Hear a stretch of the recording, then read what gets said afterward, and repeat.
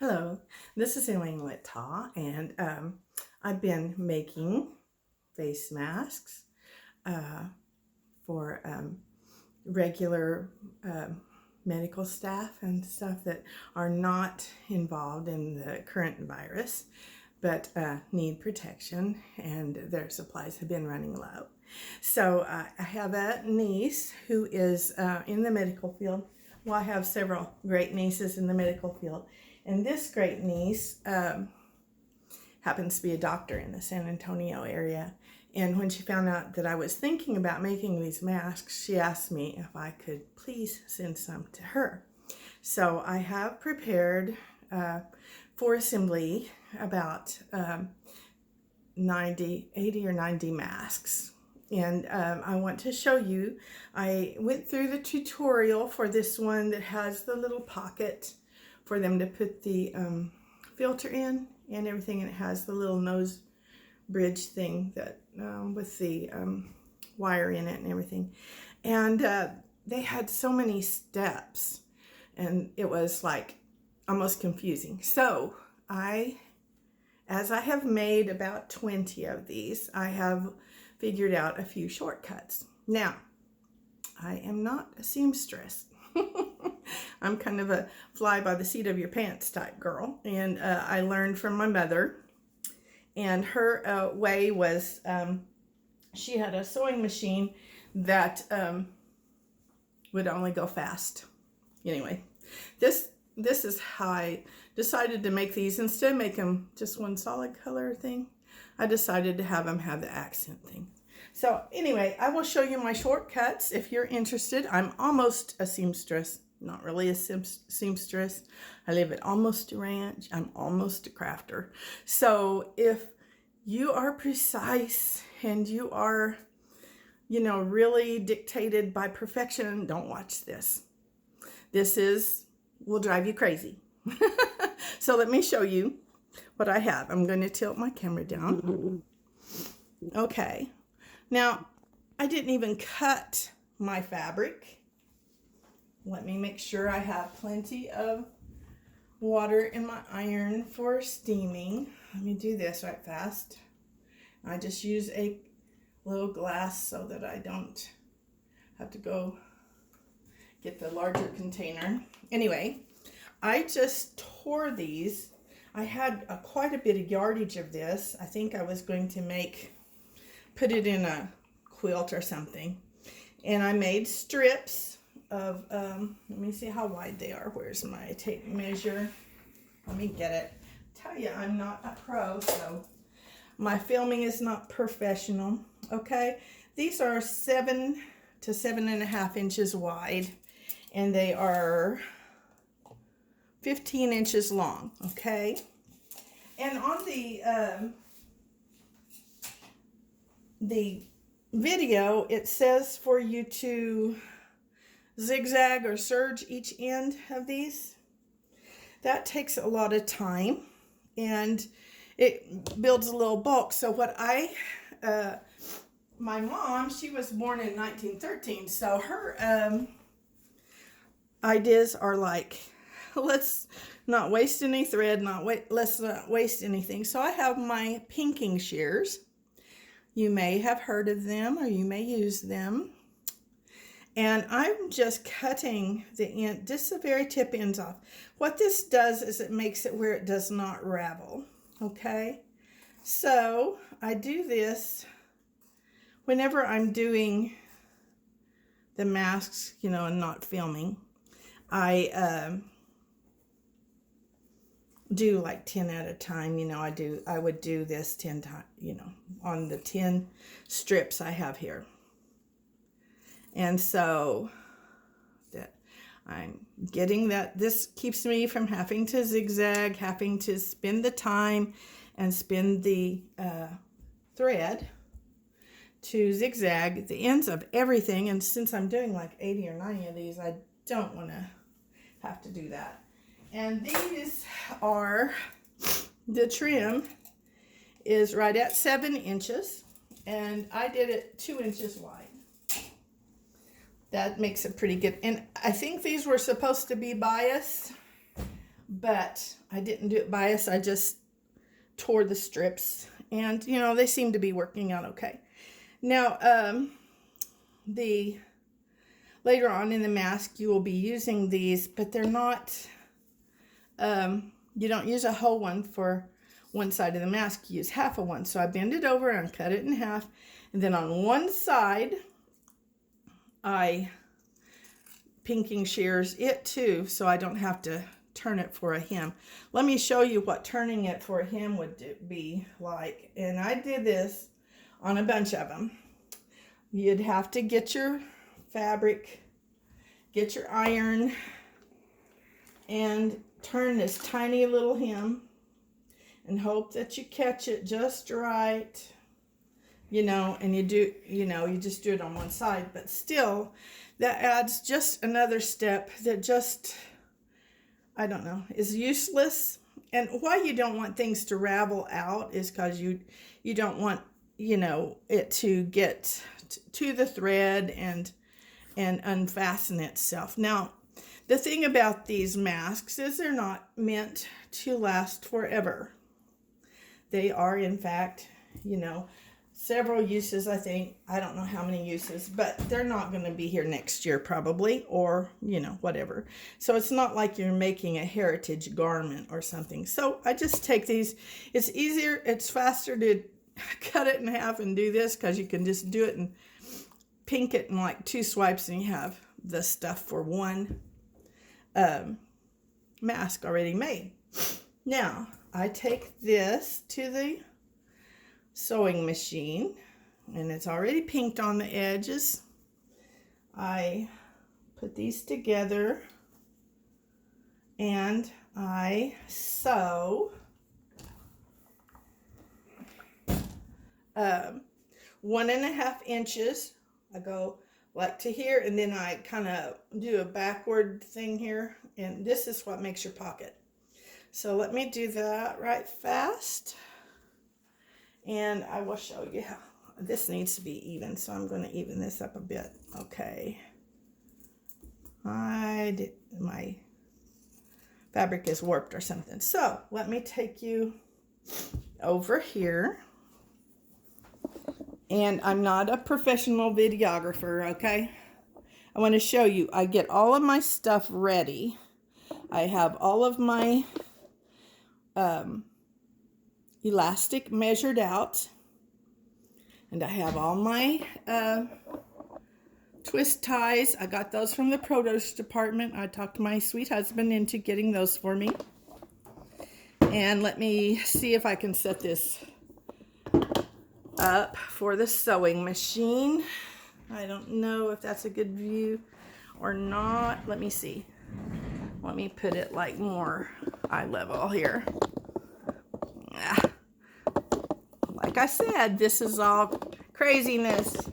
You can laugh at my work here if you want. Okay. Let's see if we can zoom on get on the thing. You guys, I tell you, I'm sorry. Okay. Let me see if I can tighten this up a little. Okay. Well, that's not good. Let me go here. Okay. So, I'm going to forgot my piece of fabric. Sorry about that. You guys, I'm going to make you dizzy. Sorry about that. Okay. Let me see if I can steady this where you can see where I can sew. Okay, let me do this. Okay, I do have a nice sewing machine. I'm real proud of it. Let me move this over this way, maybe. You'll see all my house and how I have it kind of arranged. It's kind of a mess right now because I'm in the middle of all of this. Okay, maybe that will work good. Let me put my little weight over here so this will hold. Hopefully. Maybe not.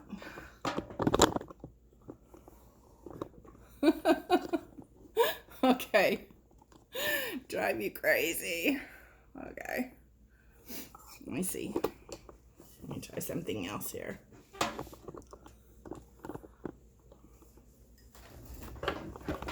Put it on more solid ground here. Now you get a good tour of my place this way. Okay. All right. It's real simple sewing, or I wouldn't be doing it. I started sewing whenever I was 8 years old. This actually needs to be closer, but whatever. Okay, I can do that. All right. So you have your 2 pieces and your pinked edges here, and you sew 1.5 inches. Have to turn on your sewing machine first. 1.5 inches with a straight stitch, and I just kind of guess because I have a guide here. I think that's about 1.5 inches, and then I go reverse for a few stitches, and then I hit my cutoff. I love that because it cuts my thread. Okay, and then I kind of guesstimate about 1.5 inches here. I take a few stitches, then I go backwards, then I go forwards. Okay, now what you're supposed to do at this step is go over to your iron and press this open. Okay, I will skip that part for now. I'll just finger press it right fast. Okay, finger press it open, then you turn it inside out, or the inside out, and you have this little hole in the middle of your fabric right here. You have this little hole. I don't know if you can see that very well. Anyway, there's this little hole, and you stitch on one side of it. Okay, not both sides yet. You stitch the top stitch. I should have had the next phase done, but you'll see. Okay. And you don't have to be exactly perfect. Okay. What I'm going to do next, oh, I forgot to use my thread cutter. Here we go. Like I said, I'm almost a seamstress, not your perfect seamstress here. Okay, so then you go and you press, if I were doing this perfectly, you take this and you roll it, and you see your hole is right here. Let me turn this light on. Your hole is right here. And you turn this where it's not if it were exactly on the seam, that wouldn't work. You turn it down just a quarter, and then you're supposed to press it. Okay, so I will skip pressing on this one and just do this. You just turn this like a quarter of an inch, and then you seam that up. But what I do on this step, on the original post, it said to seam it and then you thread this twist tie. This is just a produce area twist tie. This makes the mask hold snug on the nose, okay? And so I just, right in the area above where the hole is, where it makes a pocket, I put the twist tie in that area, right in here. And then I stitch very close to it so that it won't slip, and just go past it clear to the other end. Okay. And cut my thread. And now you have the little pocket. See? And you have the twist tie in there, which will hold it close to the nose. See? Okay, and next I'm going to take you back over to the board, ironing board.